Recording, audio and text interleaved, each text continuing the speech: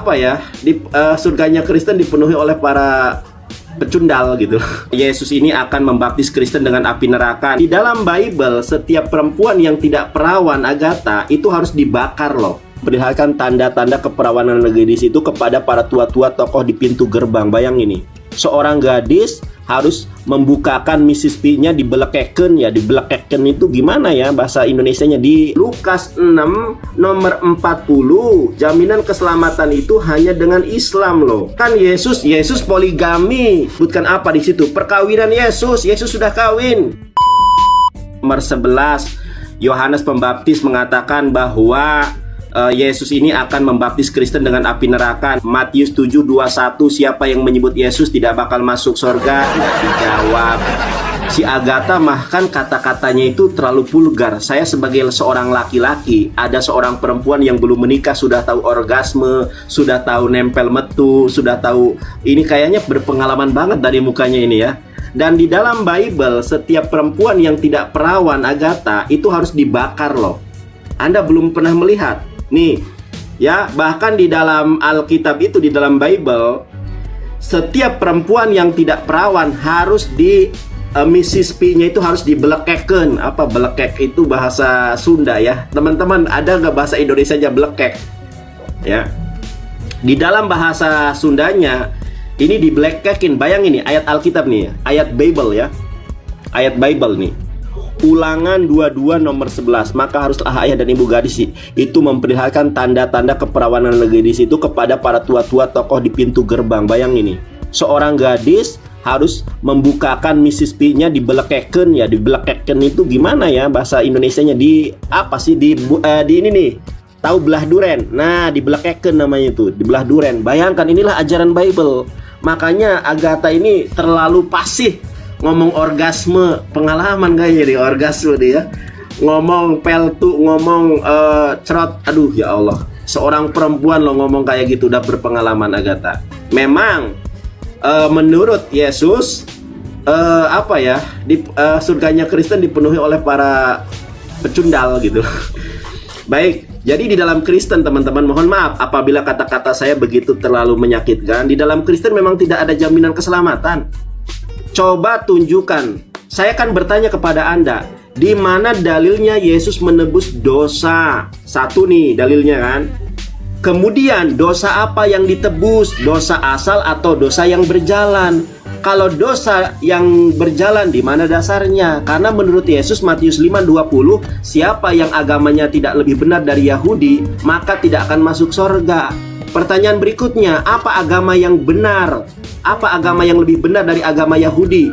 Di mana agama yang lebih benar itulah yang akan membuat kamu masuk surga. Ternyata Lukas 6:40, agama yang lebih benar itu agama Islam. Kenapa kalian tertutup pintu hatinya? Jelas-jelas Bible mengatakan, Lukas 6 nomor 40, jaminan keselamatan itu hanya dengan Islam loh. Ya, bahkan Yesus poligami. Yesus tadi menurut menurut Martin Luther Wycliffe, Anda tahu nggak Lukas 7:38 menyebutkan apa di situ? Perkawinan Yesus sudah kawin. Nih, saya nggak mau bahas itu. Saya mau membahas bagaimana jaminan keselamatan ini Lukas hanya ada tadi? Dalam Islam. Berapa, saya sudah menunjukkan berapa kali. Lukas berapa, Nandar? Lukas berapa? Lukas berapa tadi? Ini loh kata Yesus, Talmid enenu gadol min hamore. Seorang murid tidak akan pernah lebih besar dari gurunya. Abal akan tetapi kolmi siapapun sehuslam yang masuk Islam limu doyih kemorehu. Tetapi yang masuk Islam akan sama dengan Yesus. Itu menurut Yesus loh. Jadi Yesus dengan saya sama, yaitu apa? Penduduk kerajaan Allah. Itu kata Yesus. Sekarang saya pertegas kepada Anda, di mana dalil dosa Kristen ini ditebus yang sudah wik-wik? Oh yes, oh no, kayak Agatha nih. Oh yes, oh no, ditebus. Dosanya di mana dalilnya? Kemudian yang kedua, dosa apa yang ditebus? Dosa yang berjalan atau dosa yang dosa asal? Yang ketiga, di dalam Kristen ini upah dosa adalah maut.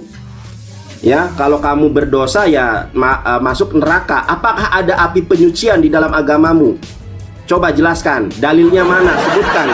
Jangan lain ditanya, lain dibahas. Ingat, banyak orang yang akan mualaf karena kamu tidak bisa jawab pertanyaan saya. Jeder. Oke, tadi Lukas berapa? Lukas berapa tadi? Yang Lukas Yesus menikah. 6:40. Lukas 7 nomor 38. Yesus dicium sama istrinya. Oke, yang kehidupan agamamu tidak benar itu di berapa? Di mana ayatnya? Makanya kalau lagi ngomong tuh dicatat. Iya, gue tadi aku berapa? Oke, Jikalau oke. kehidupan agamamu, coba. Matius 5 nomor 20. Matius 5 nomor 20. Iya. Bisa bahasa Terus. Ibrani kan? Bahasa Yunani bisa? Bisa. Bisa. Coba bukakan dulu sebelum ke situ. Oke, Coba. gua ya ini waktu lu 5 ayat berarti ya. 20 itu agama atau kebenaran kita akan lihat ya. Oke. Baik. Ya. Buka. Baik, boleh. Ini waktu lu kalau ya. dia mau jujur ya bisa bahasa Yunani. Ya. Boleh. Bukan Mau agama, mau kebenaran, oke. Baik ya. Coba. Matius 5 nomor 20 ya. Ayat 20. Ya, baik saya baca ya. Ini waktu kamu tapi ya, jangan Nggak lu apa-apa, bilang nggak apa-apa. Nah, ini teman-teman ya, yang mengatakan agama ini adalah Yesus ya. Coba saya baca terjemahannya dulu. Loh, kenapa? Ini saya baca dulu terjemahannya. Maka aku berkata kepadamu, jika hidup keagamaanmu tidak lebih benar daripada hidup keagamaan ahli-ahli Taurat dan orang Farisi, sesungguhnya kamu tidak akan masuk ke dalam kerajaan sorga. Ini saya tidak ngarang. Ini Bawa. ya. Bahasa Yunaninya. Baik Bahasa ya. Yunaninya. Ya ini, saya bahasa Yunaninya ya. Lego garhiumin hoti eanme perisiate he di kayo sune human playon ton Agama yang mana? Kata agama yang mana? Sebentar, iya sebentar dulu. Lego gar human hoti eanme pereseu se he di kayo sune human playon ton grammateon kai parisayon how men Yang mana kata agama? Aduh. Lanjut loh, ayo. Mana kata agama? Nggak usah sampai atas. Kata agama yang mana? Oke, sebentar dulu. Ini Kata agama. Gramateon. Ayo, Hah? Gramateon ini. Gramateon, coba kamu buka Gramateon. Artinya. Iya, saya baca ya. Parision haume eselete eisten basilian ton oranon. Ya, coba Oke, kata Gramateon. agama di mana di situ? Ya, ini yang justru ini terjemahan Apa ini yang kata saya agama berarti. di situ Nggak, mana? sekarang oke. Oke, ini Ternyata saya di sini adalah amal saleh atau kebenaran, bukan agama. Iya. Sekarang yang menyebutkan agama siapa? Waktu gua stop. Oke, silakan. Di mute. Ya, dari situ kan kita tahu ya bahwa si Nandar ini ya tahu bahasa Yunani, tapi dia nggak tahu keagamaan di situ nggak ada ya. Ya, dia ini terlalu banyak bertanya, saya sibuk menjawab. Tapi ya, saya agak bingung ya. Kalau di Islam dikatakan ya, keselamatan itu ada. Saya mau bawa hadis Muslim 4971. Hadis Muslim 4971. Agak lain ya. Ternyata kalian ini pagan ya. Mengkorbankan manusia. Oke, hadis Muslim 4971. Kamu cek ya Nandar ya. Aku agak ngeri loh. Ngeri ya, kalian yang buat dosa orang Yahudi dan Nasrani yang nebus aja. What the fuck? Ya, agak lama. Nih, kalau kita baca ya Nandar ya, aduh, ini ngeri loh. Tuhanmu nggak ada kerjanya ya. Bukannya Tuhannya gitu yang nebus kalian. Ini ya, ini saya bacakan ya. Telah menceritakan kepada kami, telah menceritakan ya. Ya, dari Nabi kau nih ya, sallallahu salam bersabda ya, di hari kiamat kelak sekelompok dari kaum muslimin yang akan datang membawa dosa mereka sebesar gunung Wideu. Lalu Allah mengampuni dosa-dosanya. Allah mengampuni dosanya, tapi apa yang terjadi? Ya, kita lihat ya. Allah mengampuni dosanya, lalu membebankannya kepada orang Yahudi dan Nasrani. Ya. Lalu dikatakan, Raul berkata, aku tidak tahu dari siapa keraguan ini. Abu Burha berkata, maka hal ini kuceritakan kepadamu, ya, bahwa nanti kalian itu butuh Yahudi dan Nasrani. Hei, Allah kau kerjanya apa? Nah, jadi ya, saran untuk orang-orang Islam baik-baik sama orang Yahudi, baik-baik sama orang Nasrani. Karena apa? Allahmu nggak sanggup menanggung dosa kalian. Hanya butuh Yahudi dan Nasrani. Jadi kalian nggak usah sholat. Cukup cari Yahudi dan Nasrani. Waktu habis. Baru selesai lu ganti. Sudah waktu habis. Oke, teman-teman, saya jawab ya. Waktu dia habis. Oke, terima Agatha. Inilah ya pengikut nabi palsu, si pendusta Paulus dari Tarsus. Dia menyalahkan, kata dia, Nandar, bukan agama di situ. Ini loh, Agatha, lihat nih ya. Ini kalau di HP Anda tidak percaya mungkin ya. Ini nih.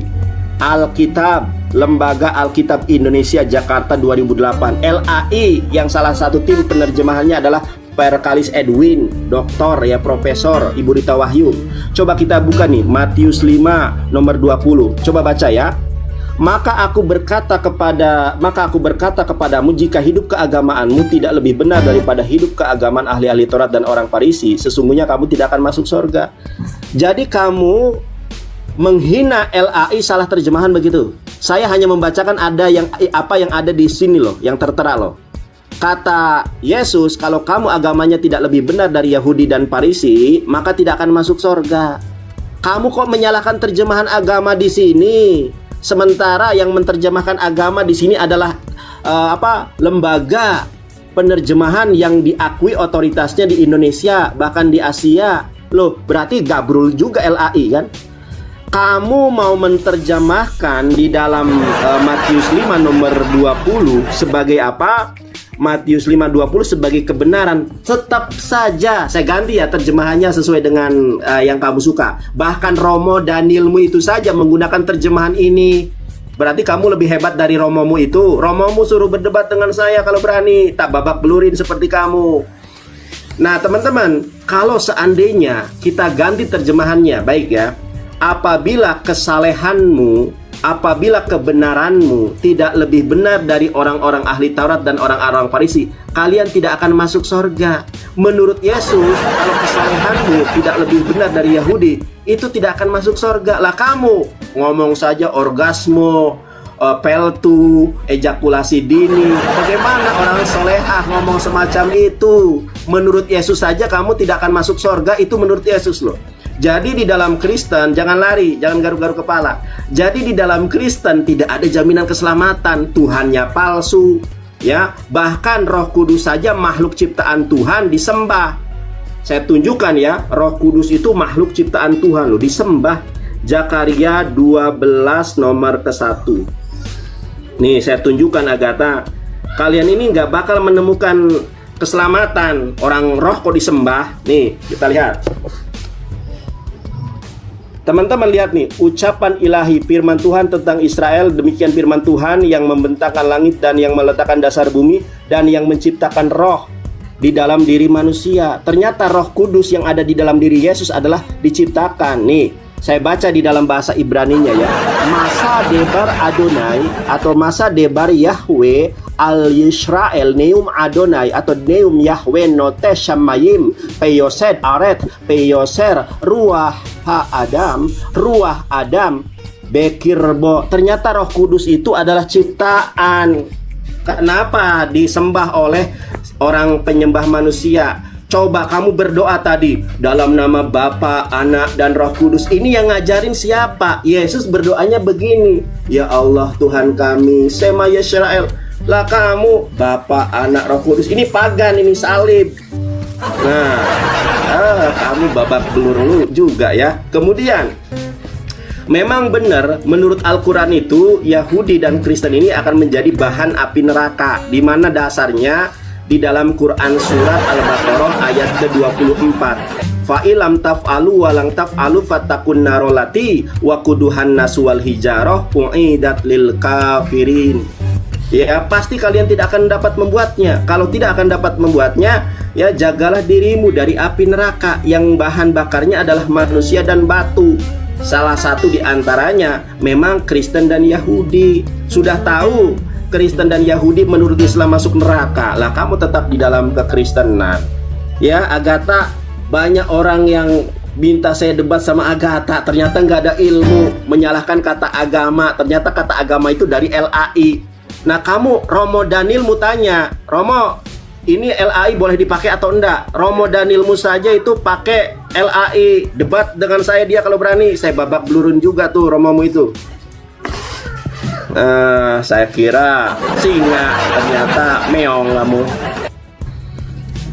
Oke, ya. Oke, sudah. Tadi kembali ya yang kau bilang itu ya. Coba tadi kamu kan bawa Rita Wahyu. Coba buka Rita Wahyu. Apa katanya tadi gramateon katamu keagamaan? Kalau kita lihat ya, ternyata keagamaan di situ bukan gramateon ya. Nandar goblok. Nah, ya coba kamu buka. Coba kamu buka. Dia, buka. Ya coba buka Rita Wahyu. Rita Wahyu. Buka. Ayo, enggak. Gue satu tapi kena ya. Gue satu tapi kena. Coba buka tadi keagamaan tadi. Apa kata keagamaan? Coba Rita Wahyu gimana? Di situ dia menjelaskan apa? Kata apa keagamaan di situ? Ya enggak, lu sampaikan aja. Ya, nih ya. Nanti Nandar, udah di-mute. Ya, Nandar lagi-lagi goblok. Tadi dia bawa Rita Wahyu, nggak apa-apa kita bawa ya. Ternyata riwayat Rita Wahyu mengatakan, jikalau kehidupan agamamu di sana dikatakan dikaiosune. Dia tadi gramateon. Asal tebak Nandar tukang jaga SPBU. Aduh, lu jaga SPBU gih. Botol ya. Gue tadi bawa Rita Wahyu ya. Nih ternyata gue lihat di Rita Wahyu Matius 5 ayat 20. Dikai osune itu adalah kebenaran. Bukan agama ya. Tadi ya, lalu kamu mengatakan ya, saya mau bawa ya hadis ya, hadis Bukhari 4471. Anda tadi mengatakan orang Kristen itu bahan bakar neraka. Kaki Allah mau di neraka.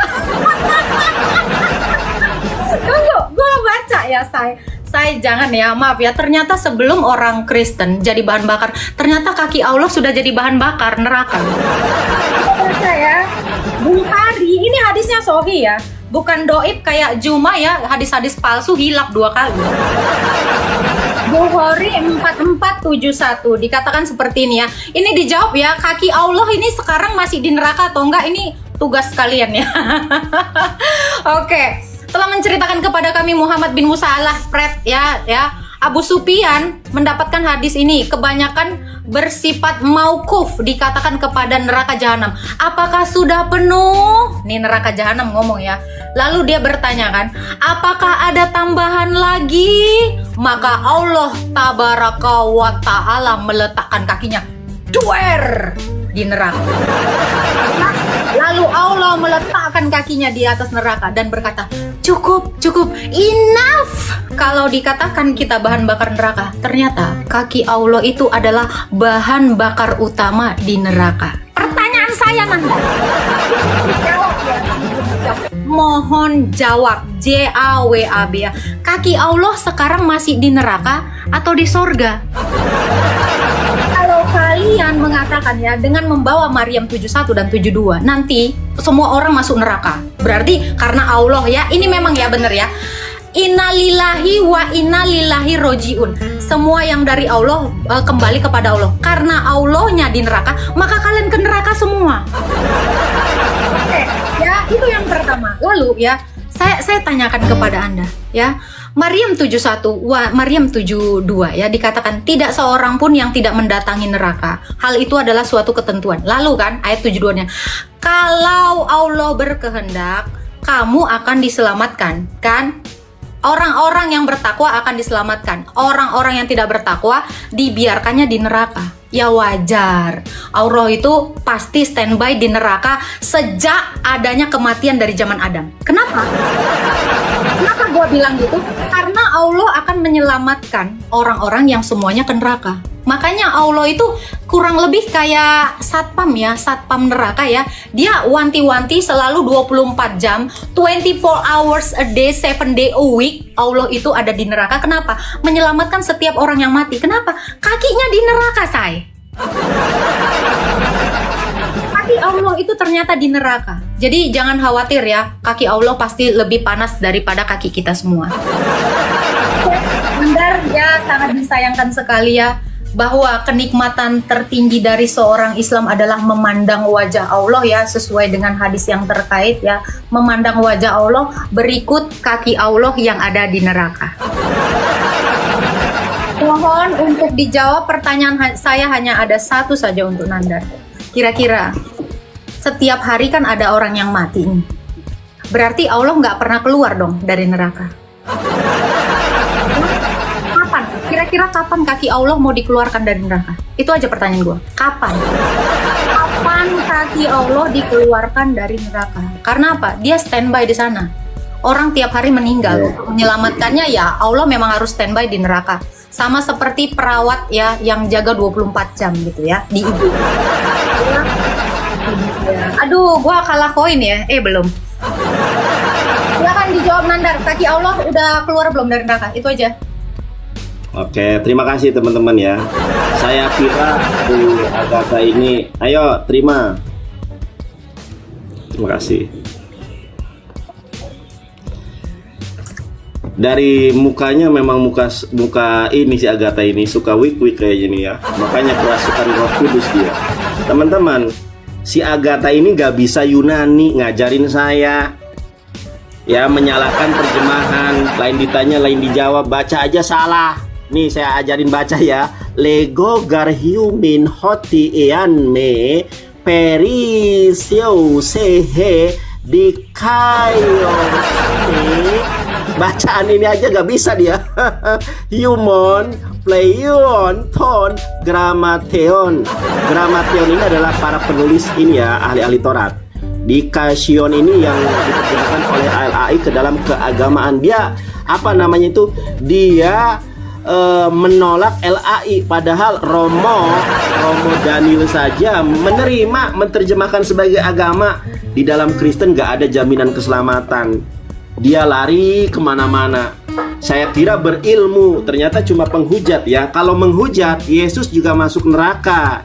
Ya, saya tunjukkan Yesus masuk neraka ya. Karena kamu menghujat, saya akan memberikan data menurut Bible Yesus masuk neraka. Kaki Allah teman-teman, dulu perhatikan dijawab. ini. Kaki Allah dulu. Yesus masuk neraka, jangan di-mute Agatha. Giliran aku di-mute kau nih. Tetapi aku berkata kepadamu, setil ya atau botol harus diserahkan ke dalam neraka yang menyala-nyala. Ternyata Bible sudah menghina Yesus. Kenapa? Ternyata yang menyebut orang lain botol itu Yesus. Nih teman-teman lihat nih. Hai kamu orang-orang botol dan orang-orang buta, apakah yang lebih penting, emas atau baik? Yesus ini suka menghardik, ajarannya ajaran kejam teman-teman. Ajaran ajaran radikal ya. Saya tanya apa, jawabannya kemana-mana. Saya kira banyak pihak yang kemudian meminta saya diskusi dengan Agatha. Cuma memang dia ini wanita yang gak benar kayaknya. Omongannya itu gak jauh dari selangkangan, sumpah. Aku juga ngeri denger-dengernya ya. Dia Agatha ngomongnya orgasme lah, ejakulasi dini lah, peltu lah. Aduh, ini memang perempuan kayak di dalam Kidung Agung nih ya. Betapa cantik, betapa jelita engkau, hai tercinta di atas segala yang disenangi. Sosok tubuhmu seumpama pohon kurma, dan buah dadamu adalah gugusannya. Mungkin itu ayat-ayat yang menjadi inspirasi Agatha. Yang saya tanya, nggak ada satupun pertanyaan yang dijawab. Tolong ya, buat orang-orang Kristen, silakan Anda berenung di dalam hati Anda terdalam. Jawab pertanyaan saya ya. Menurut Yesus, apabila keagamaan kalian tidak lebih benar dari Yahudi, tidak akan masuk surga. Menurut Yesus, siapa yang menyebut Yesus Tuhan tidak akan masuk surga. Berjalan. Nah, Dosa apa yang ditebus? Apakah dosa berjalan atau dosa asal? Di mana dasarnya? Kalau dosa asal yang ditebus, di mana dasarnya? Kalau dosa yang berjalan ditebus, kok menurut Yesus kalau yang melakukan keinginan daging tidak bakal masuk surga? Yang weak-weak tidak akan masuk surga. Bahkan yang bisa masuk surga itu adalah orang-orang yang masuk Islam. Kamu bilang Yesus tuh kan itu kakinya tuh, udah mulai menghujat nih. Kaki nggak sopan dia pakai kaki nih. Sako itu dia tuh lihat tuh kakinya teman-teman.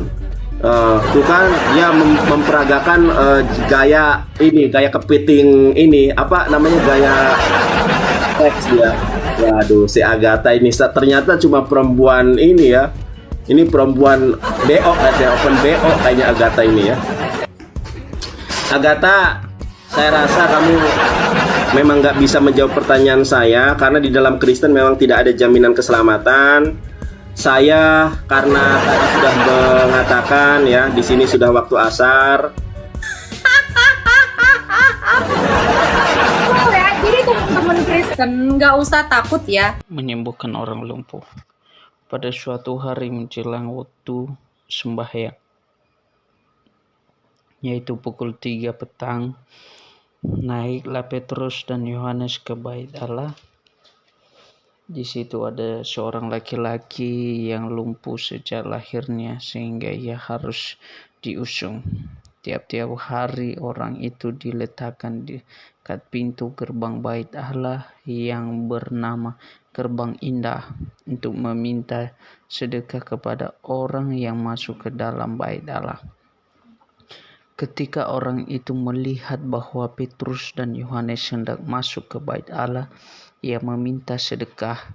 Mereka menatap dia dan Petrus berkata, "Lihatlah kepada kami." Lalu orang itu menatap mereka dengan harapan akan mendapat sesuatu dari mereka. Tetapi Petrus berkata, "Emas dan perak tidak ada padaku, tetapi apa yang kupunyai kuberikan kepadamu. Demi nama Tuhan Yesus Kristus, orang Nazaret itu berjalanlah." Lalu ia memegang tangan kanan orang itu dan membantu dia dengan kanan berdiri. Seketika itu juga kuatlah kaki dan mata kaki orang itu. Ia meloncat berdiri lalu berjalan kian kemari dan mengikuti mereka ke dalam bait Allah. Berjalanlah dan melompat-lompat serta memuji Allah. Seluruh rakyat itu melihat dia berjalan sambil memuji Allah. Lalu mereka mengenal dia sebagai orang yang biasanya duduk meminta sedekah di gerbang indah bait Allah, sehingga mereka takjub dan tercengang tentang apa yang telah terjadi padanya.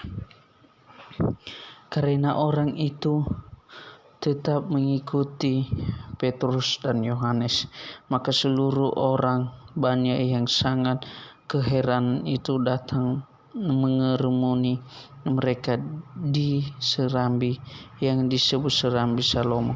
Petrus melihat orang banyak itu lalu berkata, "Hai orang Israel, mengapa kamu heran tentang kejadian itu? Dan mengapa kamu menatap kami seolah-olah kami membuat orang ini berjalan karena kuasa atau kesalehan kami sendiri?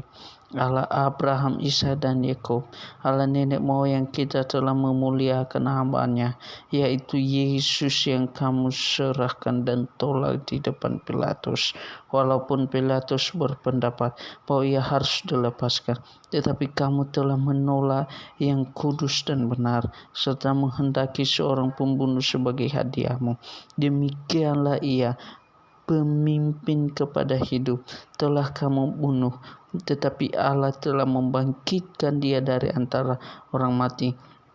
Dan tentang hal itu kami adalah saksi. Dan karena kepercayaan dalam nama Yesus, maka nama itu telah menguatkan orang yang kamu lihat dan kamu kenal ini. Dan kepercayaan itu telah memberi kesembuhan kepada orang ini di depan kamu semua. Hai saudara-saudara, aku tahu bahwa kamu telah berbuat demikian karena ketidaktahuan, sama seperti semua pemimpin kamu. Tetapi dengan jalan demikian Allah telah menggenapi apa yang telah difirmankannya dahulu dengan perantaraan nabi-nabinya, yaitu bahwa Mesias yang diutusnya harus menderita. Karena itu sadarlah dan bertobatlah, karena dosamu dihapuskan, agar Tuhan mendatangkan waktu kelegaan dan mengutus Yesus yang dari semula diuntukkan bagimu sebagai Kristus. Kristus itu harus tinggal di surga sampai waktu pemulihan segala sesuatu, seperti yang difirmankan Allah dengan perantaraan nabi-nabinya yang kudus di zaman dahulu. Bukankah telah dikatakan Musa, Tuhan Allah akan membangkitkan bagimu seorang nabi dari antara saudara-saudaramu, sama seperti aku mendengarkanlah dia dalam segala sesuatu yang akan dikatakan kepadamu. Dan akan terjadi bahwa semua orang yang tidak terdengarkan nabi itu akan dibasmi dari umat kita, dan semua nabi yang pernah berbicara mulai dari Samuel dan sesudah dia telah bernubuat tentang zaman ini. Kamulah yang mewarisi nubuat itu dan mendapat bagian dalam perjanjian yang telah diadakan Allah dengan nenek moyang kita, ketika ia berfirman kepada Abraham, oleh keturunanmu semua bangsa di muka bumi akan diberkati. Dan bagi kamulah pertama-tama Allah membangkitkan hambanya dan mengutusnya kepadamu, supaya ia memberkati kamu dengan memimpin kamu masing-masing kembali dari segala kejahatan. Petrus dan Yohanes di hadapan mahkamah agama. Ketika Petrus dan Yohanes sedang berbicara kepada orang banyak, mereka tiba-tiba didatangi imam-imam dan kepala pegawai bait Allah serta orang-orang Saduki. Orang-orang itu sangat marah karena mereka mengajar orang banyak dan memberitakan bahwa dalam nama Yesus ada kebangkitan dari antara orang mati. Mereka ditangkap dan diserahkan ke dalam tahanan sampai keesokan harinya. Karena hari telah malam, tetapi di antara orang yang mendengar ajaran itu banyak yang menjadi percaya, sehingga jumlah mereka menjadi kira-kira 5.000 orang laki-laki.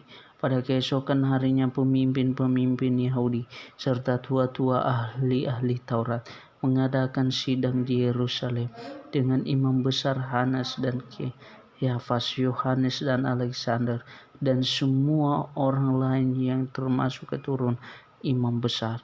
Lalu Petrus dan Yohanes dihadapkan kepada sidang itu dan mulai diperiksa dengan pertanyaan ini, dengan kuasa manakah atau dalam nama siapakah kamu bertindak demikian itu?